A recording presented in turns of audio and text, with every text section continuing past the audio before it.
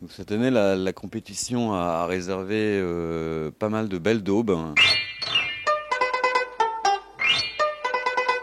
C'est une sortie de route terrible pour ce road movie. 2h42 de karaoké débile et braillard. Et en plus, il y a une fausse Kristen Stewart et hélas, un vrai Shia LaBeouf. On n'attend qu'une seule chose, c'est que le film s'arrête. Donc pour ce genre de film, il faudrait inventer une nouvelle catégorie, le road vomi.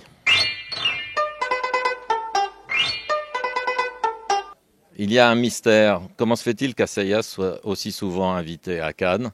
Un film bâti sur un scénario, si vous me donnez 2 minutes et un papier et un crayon, je vous le fais. Qui a énervé pas mal les festivaliers qui apparemment n'aiment pas le placement de produits. Pourtant, il y avait des très beaux produits dans le film. On se demande comment Olivier Assayas a pu filmer une telle chose.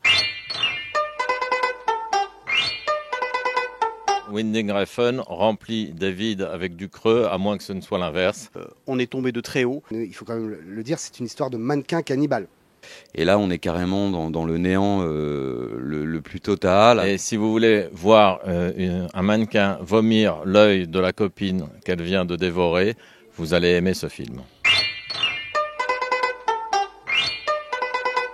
Les frères Dardenne ont réussi à éteindre cette jeune Adèle Haenel. Ils arrivent encore à nous décevoir avec cette fille inconnue qui gagne à le rester. Un film quand même d'un ennui terrible. Tout ça se passe à Liège et c'est effectivement un vrai navet liégeois.